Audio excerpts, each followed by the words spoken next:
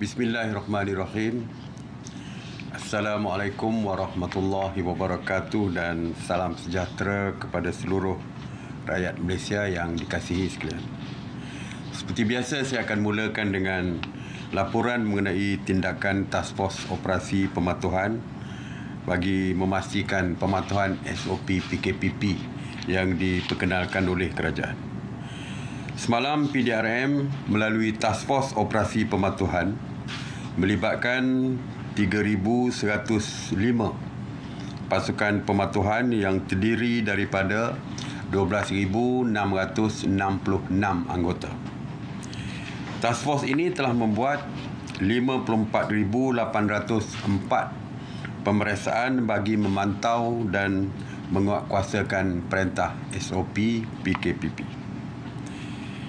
Sebanyak 3,324 pasaraya, 4,383 restoran, 1,142 kilang, 1,150 pasar awam dan pasar tani, 3,522 tempat ibadah serta 1,266 tempat riadah telah diperiksa.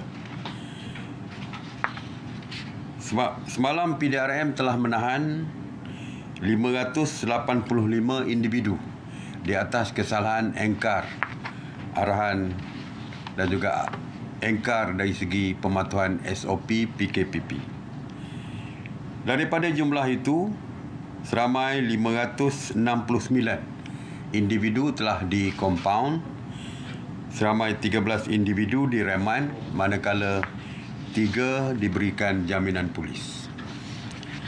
Antara kesalahan engkar arahan PKPP termasuklah 224 orang kerana gagal memakai pelitup muka, 199 kerana gagal mematuhi perintah penjarakan sosial, 96 premis yang gagal menyediakan peralatan dan merekodkan butiran diri, manakala 66 kes-kes lain.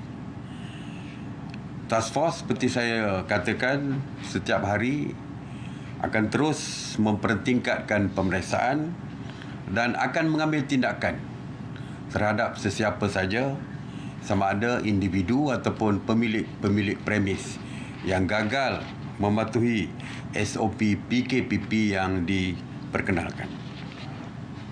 Mengenai kawalan sempadan negara, operasi benteng ataupun Ops Benteng melibatkan agensi-agensi penguatkuasa beruniform terdiri daripada Angkatan Tentera Malaysia, Polis Diraja Malaysia, Agensi Penguatkuasaan Malaysia, Jabatan Imigresen Malaysia, Jabatan Kastam Diraja Malaysia, Agensi Kawalan Sempadan Malaysia dan agensi-agensi lain yang terus mengawal ketat sempadan negara secara bersepadu bagi memastikan parti dapat disekat daripada memasuki negara kita, khususnya melalui lorong-lorong tikus yang telah pun dikenal pasti oleh pihak agensi berkuatkuasa ataupun agensi beruniform yang menjaga sempadan negara kita. Semalam, Ops Benteng telah berjaya menahan 27 parti serta berjaya merampas 8 kenderaan darat. Sebanyak 297 sekatan jalan raya Ops Benteng juga dilakukan di seluruh negara yang melibatkan 223 sekatan jalan raya ataupun SJR PDRM, 65 SJR ATM dan 9 SJR AKSEM. Pada waktu ini, Ops Benteng lebih menumpukan kepada tindakan pengusiran berbanding dengan tanggapan. Seperti kita tahu, salah satu punca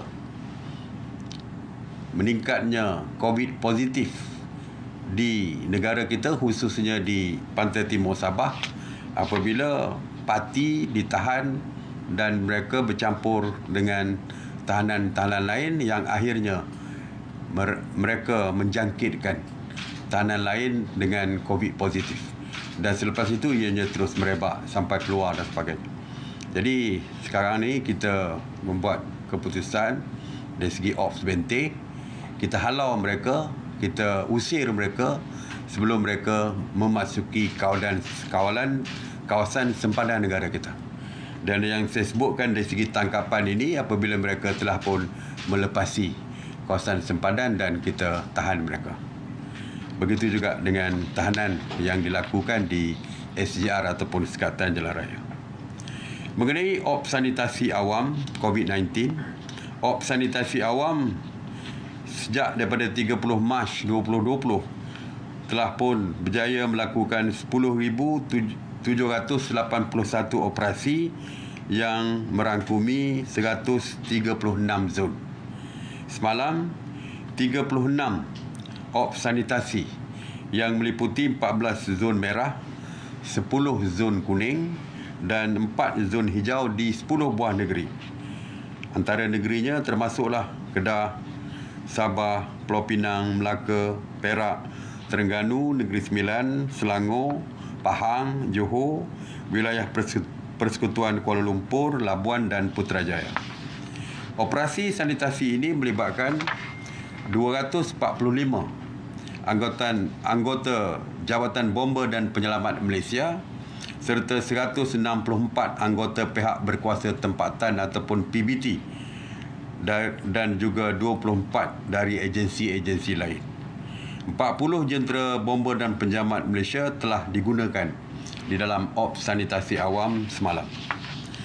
Mengenai kuarantin wajib, dari 24 Julai hingga 23 Oktober, seramai 53,659 individu telah masuk ke negara kita melalui pintu-pintu masuk antarabangsa. Daripada jumlah itu, seramai 8,378 individu menjalani kuarantin wajib di 67 hotel dan 17 premis lain, termasuk ILA dan institusi pengajian tinggi swasta di seluruh negara. 381 individu telah dibawa ke hospital untuk rawatan, manakala 44,900 individu telah di-discharge dan dibenarkan pulang ke kediaman masing-masing. Semalam bagi tapak, saya dah lama tak sebutkan tentang tapak binaan. Hari ini saya ingin memberi sedikit makluman mengenai perkara yang berkaitan dengan tapak binaan. Semalam, Lembaga Pembangunan Industri Pembinaan Malaysia seperti biasa telah membuat pemeriksaan di 131 tapak binaan di seluruh negara, dan dari pemeriksaan CIDB tersebut mendapati daripada jumlah tersebut 86 tapak pembinaan mematuhi SOP yang telah ditetapkan, manakala 45 tapak tidak beroperasi. Jadi banyak juga tapak-tapak binaan yang masih tidak beroperasi. Beberapa minggu lepas, minggu atau 2 minggu lepas, saya mengumumkan tentang PKPD di asrama Tropicana, pekerja-pekerja Tropicana. Kerajaan, iaitu saya mengumumkan pelaksanaan PKPD bermula 12 Oktober 2020 hingga 25 Oktober 2020. Sehingga 23 Oktober 2020, Kementerian Kesihatan telah membuat sebanyak 503 saringan kepada pekerja di asrama pekerja Tropicana dan 23 kes positif direkodkan.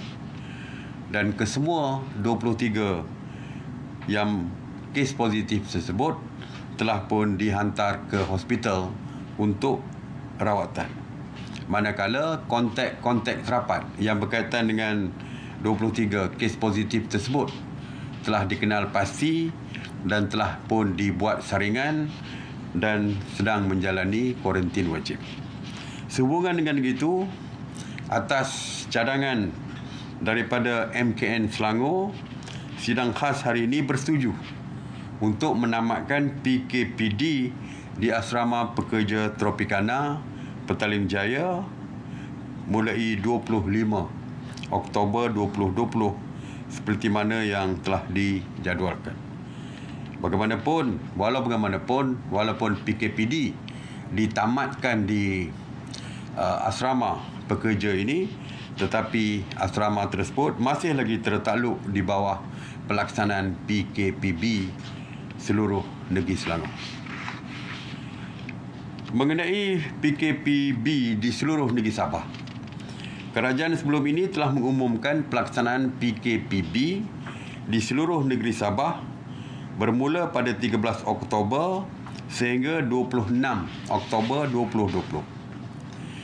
Ketika ini, Kementerian Kesihatan Malaysia masih meneruskan saringan secara bersasar kepada penduduk dan sehingga kini masih terdapat peningkatan kes positif yang tinggi yang dikesan daripada kalangan penduduk-penduduk di negeri Sabah.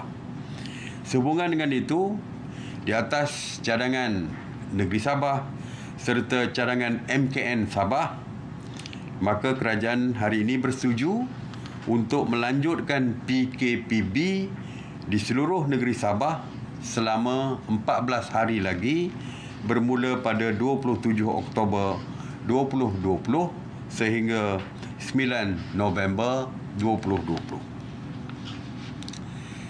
Sidang khas hari ini juga mendengar pembentangan dan cadangan daripada MKN Sabah mengenai peningkatan kes positif COVID-19 di Taman Semarak dan juga PPR Balong, Tawau, Sabah. Di atas nasihat Kementerian Kesihatan Malaysia, sidang khas hari ini bersetuju untuk melaksanakan PKPD, Perintah Kawalan Pergerakan diperketatkan, yang melibatkan 2 lokaliti yang akan berkuat kuasa pada 26 Oktober 2020 hingga 10 November 2020. Lokaliti tersebut yang tadi saya sebutkan, Taman Semarak dan juga PPR Balong di Tawau, Sabah. PKPD di kedua-dua lokasi ini akan melibatkan 4,266 buah rumah dengan jumlah penduduk seramai 21,470 orang. Dengan pelaksanaan perintah ini, semua penduduk dikehendaki mematuhi SOP yang ditetapkan. Antaranya, semua penduduk di kawasan terlibat tidak dibenarkan keluar daripada kawasan PKPD. Bagi kes kecemasan seperti sakit dan kematian, mereka dibenarkan keluar daripada zon tetapi perlu mengemukakan permohonan pergerakan kepada PDRM. Semua sekolah, masjid, rumah ibadah yang lain ditutup sepanjang tempoh ini. Kita juga tidak membenarkan individu untuk keluar daripada rumah, walaupun ada sedikit pelonggaran, iaitu kedai-kedai runcit dibenarkan beroperasi sehingga 6 pagi hingga 6 petang dan penduduk-penduduk di situ dibenarkan keluar semata-mata untuk membeli barang keperluan. Seperti saya sebutkan, barang-barang keperluan asas, termasuklah keperluan bayi dan sebagainya. Jadi itu tujuan kita, membenarkan pembukaan kedai-kedai runcit di kawasan perkampungan ataupun kawasan lokaliti yang terbabit. Kementerian Kesihatan akan mengadakan saringan secara bersasar kepada penduduk-penduduk yang terlibat. Bekalan makanan akan diagihkan oleh kerajaan negeri yang akan dikoordinasi oleh Pusat Kawalan Operasi Bencana. Bagi memastikan pematuhan perintah ini, maka seperti biasa PDRM, Angkatan Tentera Malaysia, APM serta RELA telah pun diberi kuasa untuk mengawal kawasan ini. Untuk maklumat dan lanjut mengenai SOP dan arahan-arahan lain, penduduk di kawasan tersebut boleh merujuk di laman sesawang MKN.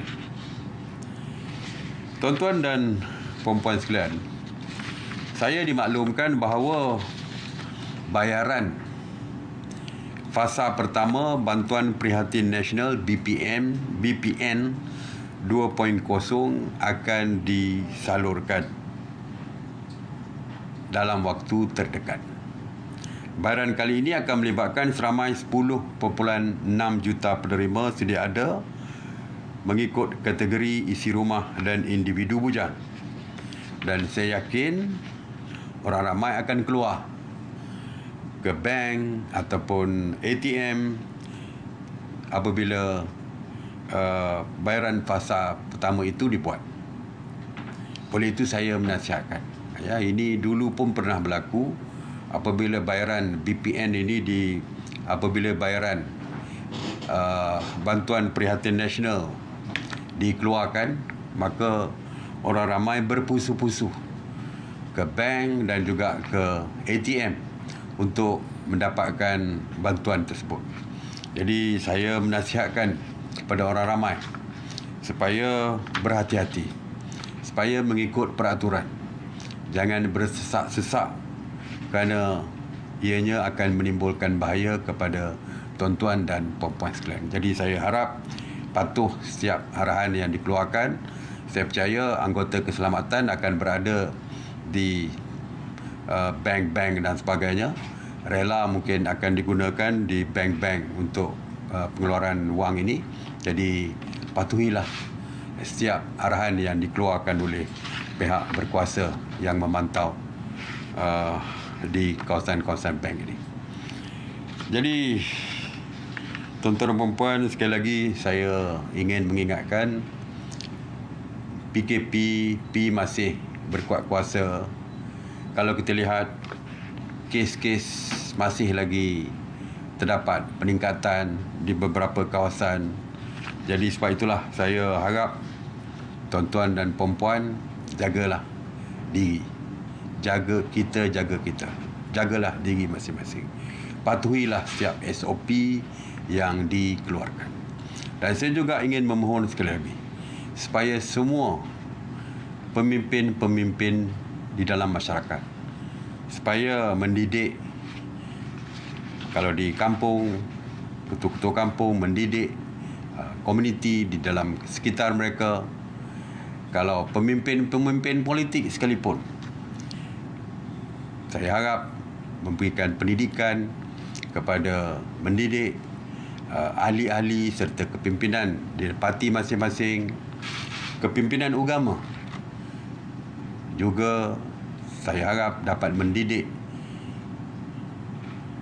mereka yang di bawah jagaan mereka, individu di bawah jagaan mereka, pemimpin-pemimpin masyarakat komuniti seperti saya sebutkan tadi, pemimpin-pemimpin NGO, pemimpin-pemimpin belia. Saya harap semua di kalangan kita memainkan peranan untuk mendidik individu di bawah kawalan kita supaya mematuhi setiap SOP yang dikeluarkan oleh kerajaan. InsyaAllah, kalau kita semua bekerjasama, berganding bahu untuk memerangi COVID-19 ini, kita pasti akan berjaya. Jadi, amalkan kawalan Kendiri, patuhi setiap SOP, insya-Allah diri kita, keluarga kita dan masyarakat di sekeliling kita akan terus kekal selamat. Terima kasih. Saya buka kepada soalan.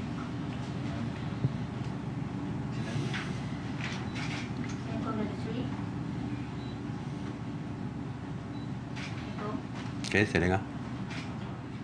Datuk Seri mengulas laporan sembang ke depan akhbar tempatan di mana terdapat majikan yang mendakwa terdapat pekerja yang bukan daripada bahagian pengurusan dan penyeliaan dan dihalang oleh polis untuk pejabat dan diarah untuk membantah balik. Ini bertentangan dengan pengumuman yang telah dibuat oleh kerajaan. So, minta pencerahan Datuk Seri. Sebenarnya yang menentukan siapa bekerja di rumah dan siapa yang bekerja di pejabat adalah majikan. Kebanyakannya ditentukan oleh majikan masing-masing. Bagi pekerja-pekerja yang dibenarkan yang masih bekerja di pejabat, majikan mengeluarkan surat kebenaran untuk merentas daerah, merentas negeri, merentas daerah untuk bekerja. Ataupun mereka hanya perlu ada pas pekerja kalau tidak ada surat sekalipun. Jadi di peringkat Sekatan Jalan Raya, bukan pihak Sekatan Jalan Raya, pihak anggota yang berada di Sekatan Jalan Raya itu yang menentukan siapa yang boleh bekerja di pejabat, siapa yang boleh bekerja di rumah. Jadi yang pentingnya adalah kalau pekerja tersebut mempunyai surat daripada majikan untuk bekerja di pejabat ataupun mempunyai pas pekerja, bermakna tidak ada arahan yang boleh menyekat mereka untuk bekerja. Jadi maknanya pihak polis perlu melepaskan mereka untuk pergi bekerja, kerana mereka telah pun membuktikan ada surat majikan dan juga ada pas pekerja. Jadi dengan itu mereka boleh terus ke tempat kerja. Kerana kita tidak, saya percaya kita tidak menyenaraikan kepada pihak polis di SJR tersebut siapa yang bekerja, because mungkin lain jabatan, lain perkhidmatan lain dia punya pekerja yang dibenarkan bekerja di rumah dan sebagainya. Jadi buktinya adalah surat dan juga pas pekerja. Sudah cukup untuk membenarkan mereka terus bekerja untuk melepasi SJR tersebut. Okey, jadi saya harap perkara ini dapat difahami dan tidak menimbulkan banyak masalah di setiap tempat SJR ini. Okey. Assalamualaikum Datuk Seri Faris dari RTM. Kita tahu Assalamualaikum Datuk Seri Faris dari RTM. Kita tahu PKPB di Selangor, KL dan Putrajaya akan tamat 3 hari lagi dan di Labuan akan tamat pada 30 Oktober ni. Jadi nak tahu adakah ia akan dilanjutkan dan bila pengumuman mengenainya akan dibuat? 3 hari lagi. InsyaAllah kita akan bincang perkara ini. Saya percaya Kementerian Kesihatan akan membuat penilaian dan analisa mengenai situasi di Selangor, di wilayah Persekutuan, Kuala Lumpur, Putrajaya dan juga Labuan ini. Ya, insya-Allah selepas penilaian dibuat, biasanya memang itulah prosedurnya. Kementerian Kesihatan akan memberikan nasihat kepada sidang khas MKN ini untuk membuat keputusan. Jadi kita tunggulah. Tunggu daripada saya mesyuarat akan menunggu daripada Kementerian Kesihatan dan insya-Allah saya percaya paling lewat pun 1 hari sebelum tamat tempoh, kita akan umumkan. Kita akan umumkan sama ada disambung ataupun ditamatkan. Kita tunggulah. Kita tunggu lagi pengumuman yang akan dibuat oleh kajian. Alright. Terima kasih. Kalau tak ada apa-apa, Assalamualaikum warahmatullahi wabarakatuh.